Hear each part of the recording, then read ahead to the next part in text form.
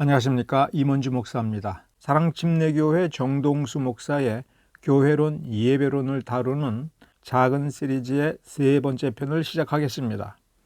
이제 뭘 본 거예요? 큰 길을 보게 된 거예요. 그 큰 길을 보면서 형성이 되는 게 그게 교회교, 국가교, 지금식으로 얘기하면 천주교회가 형성이 된 겁니다.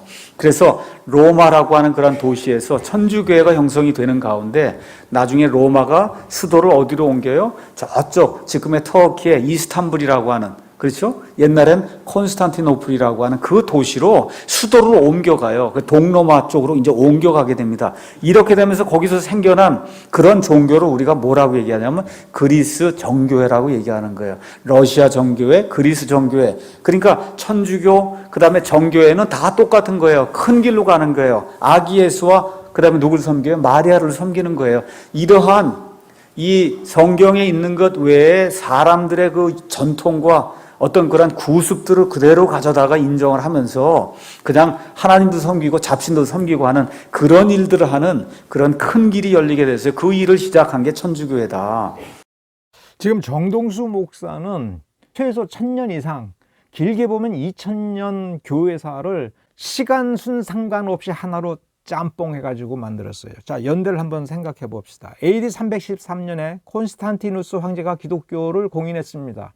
근데 이때부터 국가교회가 나왔다고 정동수 목사가 얘기하지 않습니까? 이건 뭘 전제한 거냐면 313년에 콘스탄티누스 황제가 기독교를 국교로 만들면서 이거 안 믿으면 다 죽이는 그런 역사를 시작했다라고 하는 건데 실제로 그렇지 않습니다. 313년에 콘스탄티누스 황제가 밀라노 칙령을 발표한 것은 기독교를 합법화한 겁니다. 이게 무슨 소리냐면 그전까지는 기독교는 불법 종교였어요. 그래서 믿으면 불법이었습니다. 그런데 이제부터는 AD 313년 콘스탄티누스 황제가 밀라노 칙령을 발표한 때부터는 기독교를 믿어도 안 잡아가겠다. 기독교를 믿어도 재산 안 뺏겠다.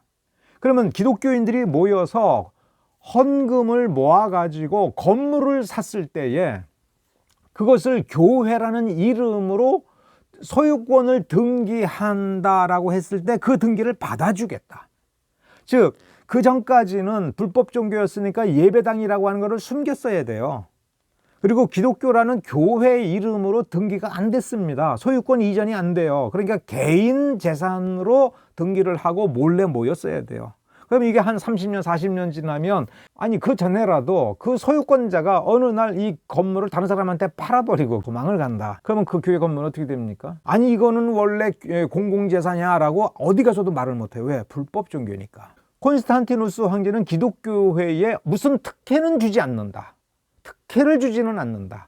그러나 불법 종교로서의 불이익을 더 이상 당하지 않는다. 이게 무슨 국가교회를 만든 겁니까? 넓은 길이 생겨가지고 불신자들이 막 쏟아져 들어옵니까? AD 313년에는 아닙니다.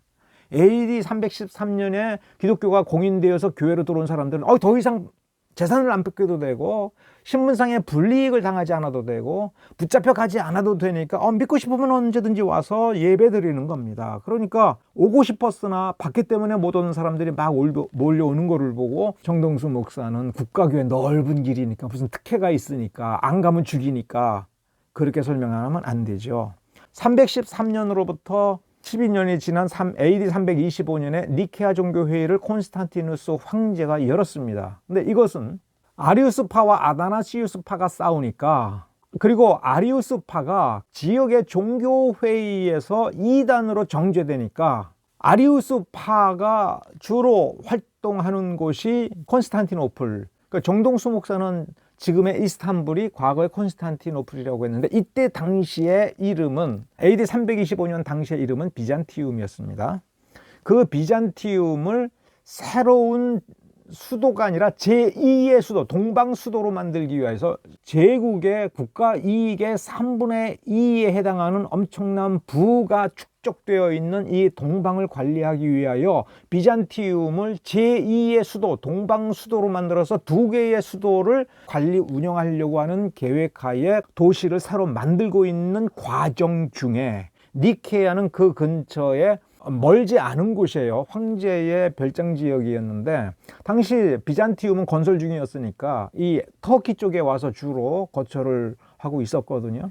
근데 이쪽 지역의 주교들, 주요 교회 지도자들이 아리우스파였습니다. 그리고 황제의 자문, 황제 가족하고 가까운 사람들도 아리우스파였습니다. 그런데 지역 종교회의에서는 아리우스를 이단이라고 계속 공격을 하고 이단으로 규정되고 있으니까. 왜냐하면 예수는 하나님이 아니다라고 했으니까. 예수는 사람으로 태어나서 어느 날 대허각성에서 헌신적으로 하나님께 봉사를 하여 그가 신이 된 사람이다라고 얘기하니까 듣고 보면 웃기는 거 아닙니까? 기독교 세계관에서 물질이, 인성이라고 하는 물질이 스스로의 능력에 의하여 혹은 어떤 힘이 작용하여 신으로 변질된다라고 하는 사상을 성경 어디서 찾을 수 있나? 없잖아. 그러니까 토론을 해보고 정체를 얘기해보면 저건 이단이잖아 라고 하는 얘기가 점점 나오는 거죠. 그런데 이 동방에 있는 사람들이 이 신학이 이상해져 가지고 신격화라고 하는 이 부분에 동조를 하면서 사실은 콘스탄티누스 황제에게 도움을 청한 겁니다. 그래서 전 세계의 대표자들이 모두가 모여서 토론을 하면 거기선 아리우스가 인정받을 수 있을 거라고 생각을 해서 황제가 자신이 돈을 내서 회의를 하게끔 한 겁니다. 전 세계 교회의 대표자들이 모여서 회의를 해서 아리우스의 얘기를 들어보니까 저거 이단이네 라고 한 거예요. 즉 니케아 종교회의에서 아리우스가 왜 틀렸는가를 아예 확정을 해버렸어요. 황제는, 그리고 황제 측은 거기에 대해서 충격을 받은 거예요. 아리우스를 유배를 보냈습니다. 일단 사실은 정통파는 우리가 저 사람은 틀렸다라고 얘기했는데 왜 황제가 끼어들어서 저 사람을 유배 보내나 그런 거예요. 아다나시우스는 좀 황당했습니다. 그런데 문제는 유배를 가다가 또 풀어줘요, 황제가. 왜냐면 자기 편이니까. 그러니까 또 이번엔 아다나시우스가 또 항의를 한 겁니다. 아니 황제야, 왜 마음대로 하십니까? 그리고 왜 유배를 보냈으면 보내는 거지 또 그걸 풀어주어서 마치 저 사람은 아무 죄가 없는 것처럼, 더 이상 죄가 없는 것처럼 얘기합니까? 저 사람은 자기의 교리가 잘못됐다라고 하는 걸 인정을 해야 되는데, 그리고 우리와는 종교가 다르니까 우리는 저 사람을 용납할 수 없습니다 라고 황제한테 대들은 거예요. 그러니까 이번엔 아다나시우스를 유배를 보냅니다. 그때부터 이 4세기 말까지 정통파, 삼위일체파는 황제로부터 엄청 핍박을 받습니다. 그냥 목사직에서 쫓겨나고 유배가고, 그 고난의 역사가 4세기 역사입니다. 그리고 아리우스파는 계속 황제 측근에 붙어가지고 아리우스 교리가 맞다라고 하는 것을 인정하는 사람을 계속 주교로 세우고 황제가 임명해서, 이 역사들을 사람들은 실제를 들여다보고 똑바로 알아야 되는데 거꾸로 알고 있으니까 황제가 정통파를 옹호하여 삼위일체 교리를 국가교리로 만들어서 이거 안 믿으면 다 죽이겠다는 식으로 얘기했는데 325년에는 그런 칙령 자체가 존재하지를 않았습니다. 지금 계속 싸우고 있었어요. 4세기 내내 계속 싸운 겁니다. 그러면서 거기에 관련된 꼬투리들을 하나하나 해결해 나아가면서 결국은 아리우스라든가 세마이 아리우스파, 그리고 아리우스파의 그 효소를 섞은 교리들을 하나하나 제거해 나가는 싸움을 최소 100년 동안을 해온 거예요. 그런데 325년 니케아 종교회의 이전에서부터도 이미 알렉산드리아에서는 이게 계속 싸우고 있었던 거예요. 그 역사도 적어도 이미 한 40-50년 됩니다. 그리고 어거스틴이 삼일체 교리를 라틴어로 확정하게 되는 중요한 계기 중에 그때까지도 아리우스파에 대한 미련이 저 동방교회에서 굉장히 강하게 있었습니다. 자, 330년에 가서 콘스탄티노플이 완공이 돼요. 그러면서 380년에 데오도시우스 황제가 데살로니가 칙령을 발표하여서 니케아파가 정통이다라고 선언을 합니다. 콘스탄티누스 황제가 아니에요. 교회사를 보면 이거 왜 이렇게 됐는지를 모르는데, 여러분 일반사 로마사를 공부를 해보면 아주 더 확실하게 드러납니다. 데오도시우스 황제가 서방 황제로서 내란과 같은 황제권을 놓고 서로 전쟁을 하는데, 이 정적들이 동방을 중심으로 하여 그 부를 가지고 군대를 운영하면서 아리우스파와 하나가 되어서 황제 권력을 장악하려고 하는 거의 내부 분쟁을 계속 벌이고 있었습니다. 그래서 서방 교회는 힘이 없었어요. 왜? 가난하니까. 제국의 부가 3분의 2가 콘스탄티노플이 관장하는 발칸반도하고 지금의 터키 쪽에 그 축적이 되어 있었어요. 그리고 동방의 황제들과 결탁하여 서방을 계속 권력으로 장악하려고 하는 싸움을 이 데오도시우스 황제가 할 때에 자신의 입장을 천명한 겁니다. 나는 니케아파다. 적어도 이 로마 안에서는 니케아파를 한다. 이렇게 얘기한 거예요. 그러면서 381년에 콘스탄티노플 공의회에서 니케아 신조를 공인하면서 아리우스파를 정죄를 했습니다. 근데 사람들이 역사를 잘 모르면 380년에 데오도시우스 황제가 공인하니까 그 황제 권력에 입각하여 콘스탄티노플 공의회에서 황제 권력 때문에 아리우스파가 정죄됐다라고 음모론을 말하기가 아주 쉬운 연대지 않습니까? 그런데 여기서 주의해야 될 것은 콘스탄티노플이라고 하는 이 도시는 아리우스파의 핵심 근거지입니다. 그리고 콘스탄티노플뿐만 아니라 그 건너편에 있었던 콘스탄티누스 황제가 임시 수도로, 임시 거처로 사용했던 중요한 도시들, 터키 지역은 거의 전부 아리우스파였어요. 그래서 동방의 황제들과 총독들이 아리우스파 사제들을 세워서, 그래서 공의회가 개최될 때에는 아리우스파가 이길 거로 다 생각을 한 거예요. 그래서 니케아파, 삼위일체파는 이 싸움의 본질을 안 겁니다. 이기려면, 진짜 인정을 받으려면은 적의 본거지에 들어가서 적에게 둘러싸여진 소수가 이게 왜 옳은 것인가를 입증하여 저들의 입을 막아야 된다. 종교의 본질을 아는 사람은 다 한결같이 그런 입장을 취해요. 뭐냐면 세속 권력을 가지고 그 권력을 기대어서 어떤 교리를 만들어버리면 바로 그 몇십 년 안에 다 부서져 버려요. 왜? 모든 사람이 알아요.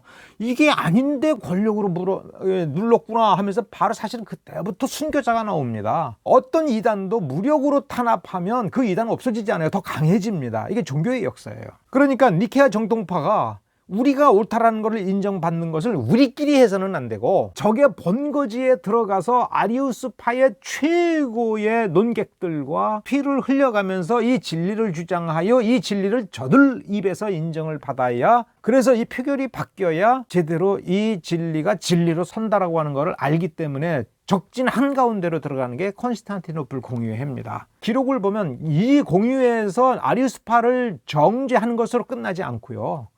그로부터 수십 년 동안에 걸쳐서 이 삼위일체파는 콘스탄티노플 공의회의 결의사항이 무슨 뜻인가, 왜 그렇게 결정이 되었는가를 성경을 입각하여 설명하는 작업을 제국 전역에 흩어져 가면서 죽음을 무릅쓰고 설득하고 설명하는 작업을 수십 년 동안 합니다.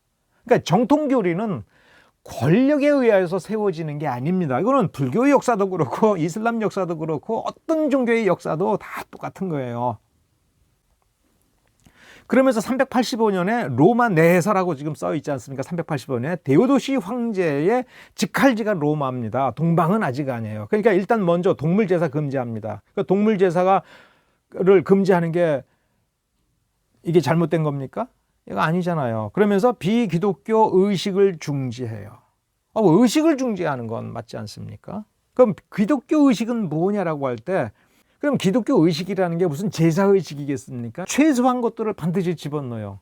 그 최소한 것 중에 하나가 사도신경에 해당하는 거예요. 그러면서 392년에 데오도시우스 황제는 기독교를 국교화합니다. 이것은 기독교회의 잠식이 되어서 기독교회에 의해서 세뇌돼서가 아니라, 이건 일반 로마사 역사를 놓고 보면 당시 로마 제국의 문화가 얼마나 타락을 했는지, 얼마나 나빴는지, 전통적인 로마의 종교들, 그리고 로마에 유입된 종교들이 얼마나 음탕하고 얼마나 잘못됐는 건지, 즉 기독교를 국교화함으로써 기독교 교리를 믿지 않으면 다 죽이겠다가 아니라 기독교가 가지고 있는 문화적 잠재력, 그 문화를 변혁시키고 세상을 깨끗하게 하고 사람다운 세상으로 만들어 갈 수 있는 그 힘이 거기에 밖에 기대할 데가 없으니 이 기독교를 장려하여 이 문화가 제국 내에 퍼지기를 간절히 원하는 것이 데오도시우스 황제가 기독교를 국교화한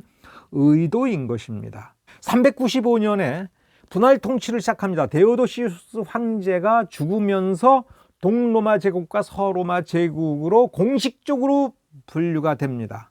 그런데 395년서부터 480년까지 서로마 제국은 그야말로 황제권이 혼동에 빠져서 정신을 못 차립니다. 그러다가 480년에 동로마 황제 제논이 서로마 황제직을 폐지합니다.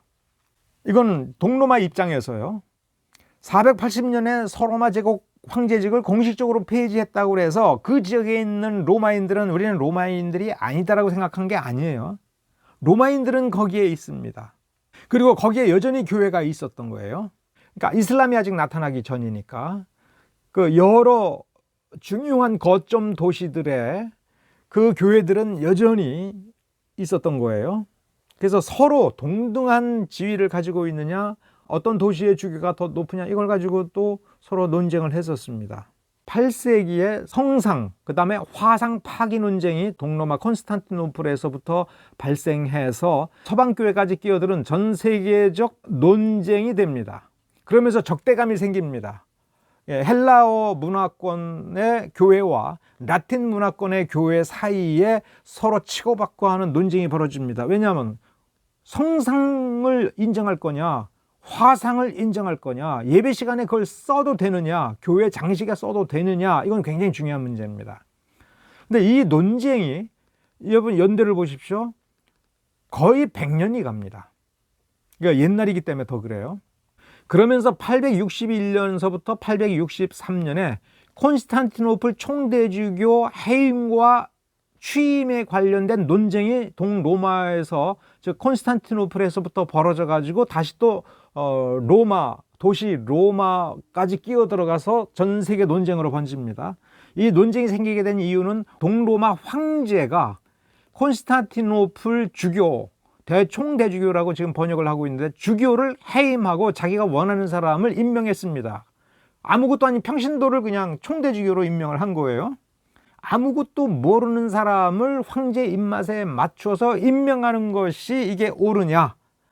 그리고 쫓겨난 사람이 이게 말이 되느냐? 갑자기 교회 문제를 황제가 개입해가지고 목사를 임명하고 말고 그걸 황제가 하냐? 이런 법이 어디 있느냐라고 하면서 황제를 상대로 하고, 그 다음에 황제가 세운 포티우스라고 하는 총대주교 사이에 논쟁이 벌어집니다. 로마 주교가 이 문제에 끼어들어서 교회 회의를 엽니다. 황제가 임명한 포티우스라고 하는 총대주교도 로마를 반박하는 공회를 만들어서 서로 싸웁니다. 그러면서 AD 800년에는 프랑크 왕국 샤를마뉴의 대관식 문제가 생깁니다. 왜 그러냐? 프랑크 왕국의 왕을 혹은 황제로 대관식을 한다는 문제가 아니라, 목사가 가서 대관식을 주관한다는 게 이 문제가 아니라, 이 샤를마뉴의 직위가 로마 황제라는 거예요. 즉 이때 당시에도 뿐만 아니라 이로부터도 몇백 년 뒤에까지도 독일 사람들은 자기를 로마인이라고 생각을 했어요. 그래서 오토 독일 황제가 즉위할 때도 로마 왕이라고 그랬습니다. 로마인의 왕. 그러면 샤를마뉴가 로마 황제냐, 이걸 가지고서 갈등이 생기죠. 그러니까 동서에 문제가 또 생깁니다. 그러다가 11세기에 가서 남부 이탈리아 영토 문제가 생겨요. 뭐냐면 6세기 때에 유스티니아누스 황제가, 동방 황제가 군대를 보내서 이탈리아 남부를 점령해서 거기를 동로마령으로 만들었어요. 그전에는 이게 서로마 제국의 영토였는데 동로마 황제가 군대를 보내서 점령하더니 이건 동로마 황제의 땅이라고 한 건데, 1054년에 서방의 군대를 동원하여 남부 이탈리아를 점령을 해버리면서 그걸 교황령이라고 해버린 거예요. 그래서 여기서 결정적으로 틀어져서 11세기에 확실하게 동방교회와 서방교회, 동로마, 서로마가 완전히 남남처럼 갈라지게 된 겁니다. 공식적으로 서로 이단이라고 하면서 완전히 갈라선 교회법상의 기준으로 하면 11세기가 된 겁니다. 그러니까 이 정동수 목사는 4세기서부터 11세기 700년의 역사를 완전히 그냥 시간 순서를 무시하고 하나로 만들어버린 겁니다. 그런데 여기에 또 한 가지 문제는 마리아 숭배 얘기를 하지 않습니까? 정동수 목사가. 그건 세 가지 오류가 있어요. 여기에서도. 첫째, 데오토코스 문제에 대해서 정동수 목사는 잘 모릅니다. 데오토코스는 하나님의 어머니예요.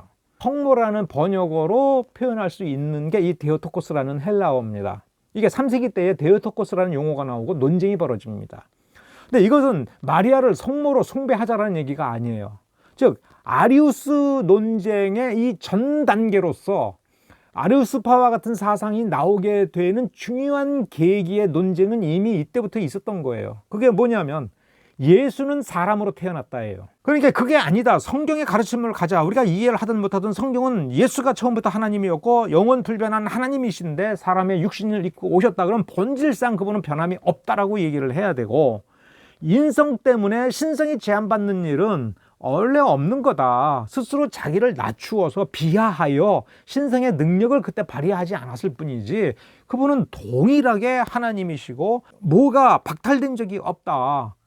이렇게 얘기를 하니까 이 논쟁을 간단히 정리하기 위하여, 자 그러면 한번 따져보자. 우리의 논쟁점, 아리우스파와의 논쟁점, 이 논쟁점을 좀 위로 끌고 올라가 보면, 자 그럼 마리아의 뱃속에 잉태된 그 태아는 하나님이냐 아니냐예요. 아리우스 논리로 간다는 건 마리아의 잉태된 그 태아는 하나님이 아니고 마리아의 자궁을 통하여 출생할 때의 그는 하나님이 아니다 이거예요. 그러면 영원불변한 하나님이라고 얘기하려면은 마리아의 뱃속에 잉태되는 그 순간에도 그는 하나님이었어야 된다는 거예요. 자 그러면 잉태됐을 그때의 하나님이면 마리아는 뭘 낳은 거예요? 하나님을 낳은 거예요. 이게 데오토코스예요. 그 데오토코스는 뭐냐면 마리아를 중시하는 용어로 나온 게 아니라 마리아의 뱃속에 있는 아주 작은 태아였던 잉태되는 그 순간서부터 그는 누구냐 이거예요. 인간이기만 한 존재였느냐, 아니면 완전한 하나님인 동시에 사람으로서 거기에 잉태된 거냐, 하나님이 잉태된 거냐. 그러면 낳은 건 뭐예요? 마리아가 10달 채우고 낳은 존재는 하나님을 낳은 거예요. 그러니까 데오토코스는 뭘 보장하기 위한 용어냐면 예수의 신성인 겁니다. 자, 3세기에 이 데오토코스 논쟁이 나와서 예수의 신성을 옹호했으니까 4세기인 325년 니케아 종교회의에서 아리우스를 그때 가서 국가 권력을 가지고 이단으로 정죄한 것이 아니라 원래 초대교회에서부터 정동수 논리대로 한다면 국가교회가 만들어지기 전부터 데오토코스라는 논쟁을 통해서 성경적 가르침을 주장하는 사람들이 뭘 보호하려고 했느냐 하면 예수 그리스도는 영원 불변하신 하나님이시다. 그거를 가지고 계속 데오토코스를 반대하면서 아니다, 예수는 사람으로 태어나서 어느 순간에 하나님이 된 거다. 가장 위로 올려잡으면 태어날 때의 하나님이 성령 주어가지고 그때 하나님이 되었다, 뭐 이런 식으로도 할 수 있는 거 아닙니까? 이런 온갖 잡설에 대해서 온갖 이론을 들이대면서 이때 하나님이 되었다, 저때 하나님이 되었다, 뭐 이렇게 만들어 놓은 모든 거를 다 부정하기 위하여 데오토코스, 그는 잉태될 때부터 하나님이었다. 아니, 하나님이 거기에 잉태되었기 때문에 마리아는 하나님을 낳은 거다. 초대교회 때부터 AD 30년서부터 313년 이전, 4세기 되기 이전 초대교회가 진짜 교회라고 얘기한다면 정동수 목사는 예수는 하나님이다라고 하는 것을 확정한 니케아 공의회는 원래 초대교회 교리가 맞다라고 하는 것을 확정했으며 382년 제1차 콘스탄티노플 공의회에서 니케아 공의회의 결정이 맞다, 아리우스가 그때 이단으로 정죄된 건 맞다라고 다시 한번 확정을 할 때에도 그거는 정동수 목사도 인정을 해야 되며 그건 국가교회의 결정이 아니다라고 해야 돼요. 그러면 국가교회 교리가 313년서부터 만들어졌다고 하는 거는 스스로 부정을 해야 됩니다, 정동수 목사가. 근데 안 하고 있죠. 이거 모르고 있는 겁니다. 그러면 두 번째, 그러면 마리아가 원죄가 있는 인간이 원죄가 없는 하나님을 어떻게 낳느냐, 거룩하신 하나님을 죄인이 어떻게 낳아. 그러니까 마리아도 죄 없는 존재다. 그러면 마리아는 잉태되기 전에 그 직전에 성령의 감동에 의하여 그 원죄가 씻겨지는 그런 역사가 일어난 것이 아닌가라는 상상도 해볼 수가 있고요. 그러다가 보니까 점점 시간이 흘러가면서 마리아라는 인간, 여자가 잉태되고 태어날 때부터도 원죄는 없는 유일한 인간이다, 이런 발상을 하게 되죠. 이 발상이 나와야 그 다음에 성모 숭배가 나오는 겁니다. 근데 이 교리가 나온 게, 아니 이런 주장이 나온 게 19세기입니다. 종교개혁하고는 상관이 없어요. 오히려 종교개혁 할 그 무렵에는 이따위 사상을 가끔 사람들이 발상하는데 이거 죄다, 이거 잘못이다라고 하는 것을 주요 신학자들과 종교회의에서 계속 인정을 했습니다. 그렇게 얘기하면 안 돼, 그렇게 생각하면 안 되라고. 근데 19세기에 와서 마리아 무구 회태설이라고 하는 교황 개인의 의견을 주장하기 시작을 해요. 비오 9세가 1858년에 하늘 여왕에 대하여 라고 하는 회장, 즉 의견서를 회람을 시킵니다. 이때 교리화가 안 된 거예요. 근데 이걸 교리화한 것이 20세기 들어서 비오 12세가 칙령으로 천주교의 정식 교리로 만듭니다. 그러니까 마리아 숭배가 교리로 확정되어서 공식적으로 숭배를 하게 된 것이 20세기니까 정동수 목사는 이게 4세기서부터 이랬다라는 얘기예요. 얼마나 큰 시대착오입니까? 그 시대는 마리아를 이렇게 존숭한다? 있을 수가 없죠. 존경은 하죠. 예수님을 낳아주셨으니까. 예수님도 어머니라고 했으니까. 24분 11초부터 25분 11초 사이에 정동수 목사가 한 발언을 한번 들어보겠습니다. 이러는 가운데 스위스 제네바에는 유명한 사람이 하나 나타났죠. 누가 나타났어요? 칼빈이라는 사람이 나타나서 이 장로교회에는 사람을 다 죽일 정도로 그렇게 극악무도하게 이 교회를 하는 그와 같은 악한 형태의 그런 교회 형태가 뭐냐? 국가교회역. 저와 여러분이 믿고 싶어도 믿는 거를 마음대로 할 수 없는 그런 형태의 교회가 국가교회다. 25분 11초에서 25분 42초의 발언을 연속해서 들어보겠습니다. 그런데 그런 것이 미국으로 들어가면서 하나님께서 미국 사람들에게, 미국 성도들에게 양심의 자유를 허락해 주면서 처음으로 미국을 통해서 국가교회가 아니라 자유교회가 이 땅에 뿌리를 내릴 수 있도록 하나님 그렇게 허락해 주셨어요. 그래서 이제 이 자유교회가 된 지 한 200년 뿐이 안 된 거예요. 그 전까지 이 세상에 옛날에 조선시대 우리나라 무슨 교회요? 유교, 그 전엔 불교, 그거 안 하면 다 죽는 거예요. 전 세상이 다 그랬어요, 옛날에는. 여기서 정동수 목사는 국가교회가 미국에 들어가서 미국인들이 양심의 자유를 깨닫고 자유교회를 시작했다. 그래서 이제 200년이 되었다라고 얘기합니다. 여기에서도 정동수 목사는 시대착오를 범하고 역사의 상식을 우를 범합니다. 다시 한번 이 미국의 연대를 우리가 검토해 볼 필요가 있습니다. 메이플라워를 타고 필그림 파더스가 미국의 식민지 매사추세츠 플리머스에 상륙해서 정착하기 시작한 것이 1620년입니다. 그런데 지금 정동수 목사가 양심의 자유, 종교의 자유를 얘기하는데 그것은 지금 역사적으로 뭔 얘기하는 거냐면 미국의 대륙회의를 얘기합니다. 1773년에 미국 13개주 대표자들이 대륙회의로 모입니다. 이 대륙회의는 처음 의도하고는 다르게 모여서 이야기를 하다가 보니 헌법제정회의가 돼버립니다. 그래서 이 별명이 헌법제정회의입니다. 1차 대륙회의를 1774년에 모여서 토론하다가 일단 헤어지고 이듬해인 1775년에 다시 모여서 제2차 대륙회의를 개최합니다. 제2차 대륙회의야말로 진짜 대륙회의라고 할 수 있어요. 왜 그러냐면 1775년에 독립선언을 하게 됩니다. 그럼으로써 미국의 독립전쟁이 영국과 벌어지게 돼요. 독립선언을 하니까 독립된 국가임을 선언하니까 헌법을 선언해야 되죠. 그러니까 여기서 헌법을 만들면서 수정헌법 1조를 붙입니다. 미국 수정헌법 1조가 언론, 출판, 그리고 양심의 자유, 종교의 자유를 천명한 겁니다. 그러니까 정동수 목사가 미국에서 종교의 자유를 허용했다 이렇게 얘기할 때는 이 수정헌법 1조인 1775년에 이 2차 대륙회의를 가리키는 겁니다. 연대 중요합니다. 1775년이에요. 이것 때문에 미국에서 이제 드디어 독립전쟁이 벌어지게 됩니다. 이것이 최초의 자유독립교회를 세우게 된 계기라고 했다 이렇게 얘기하죠. 그러면 자유독립교회의 본질, 중요한 핵심사항이 종교의 자유고, 종교의 자유라고 하는 건 우리가 어떤 교리를 믿든 어떤 교파를 세우든 어떤 교파를 버리든 국가 권력이 개입하여 탄압하지 않는 겁니다. 국가 권력은 누가 뭘 믿든 그 양심의 문제는 내버려 두는 겁니다. 물론 그 양심의 자유, 종교의 자유가 다른 사람의 자유를 침해한다면 그건 침해하지 못하도록 제재를 가하는 거는 당연히 상식적인 거고 그거는 또 법에서 정한 겁니다. 그러니까 뭘 믿든 국가는 간섭하지 말라라고 하는 것이 수정헌법 1조입니다. 1775년이에요. 그런데 이와 같은 종교 자유의 본질, 무엇을 믿든 무엇을 반대하든 그것이 양심과 종교의 문제라면 국가는 개입하지 않겠다라고 하는 그것은 미국이 최초가 아닙니다. 영국 제임스 2세의 관용령인 1688년 이 명예혁명의 계기가 된 건데 제임스 2세가 관용령을 발표하고 나서 그 다음에 쫓겨납니다.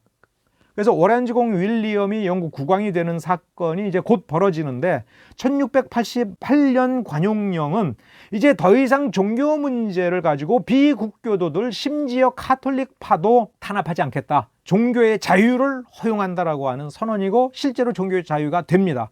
자, 그러니까 정동수 목사가 뭘 놓친 거냐면 종교의 자유 독립교회가 자유롭게 세워질 수 있도록 한 건 미국이 처음이 아니라 영국이 처음입니다. 근데 여기서 공식적인 것은 아니지만 매우 중요한 사실이 또 하나 숨어 있습니다. 102명의 이주민들이 매사추세츠 식민지로 플리머스로 건너간 거예요. 그 연도가 1620년입니다.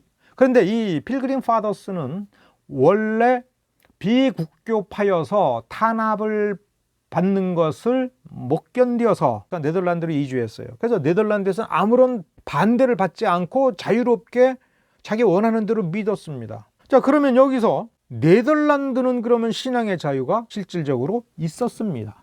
우리가 잘못 알고 있는 것 중에 하나가 1618년 19년에 아르미니우스파를 이단으로 정죄해서 다 쫓아냈다라고 했는데 교리상으로는 이단으로 정죄되었고 이거를 바꾸지는 않더라도 이단으로 규정된 그 사람들 마음대로 목사 역할을 하고 신학교 세우고 교회 세우고 하는 거를 허용한 겁니다. 그래서 네덜란드에서는 짧은 시기를 제외하고는 가톨릭이 됐든 뭐가 됐든 탄압을 받은 역사가 없어요. 그러니까 종교의 자유는 어디서부터 보장이 된 거예요? 17세기 초에 1620년 17세기 초에 네덜란드에 이미 종교의 자유가 있었고 17세기 중반에 명예혁명의 계기가 된 제임스 2세의 관용령, 여기에 이미 영국은 종교의 자유가 보장이 됐고 그리고 나서 그로부터 100년 뒤에 미국의 수정헌법 1조에서 종교의 자유가 보장이 된 겁니다. 자유독립교회는 이미 잉글랜드에서 허용이 됐던 거예요. 그런데 왜 미국이 최초라고 얘기하고 미국이 마치 가장 위대한 선각자인 것처럼 얘기를 합니까?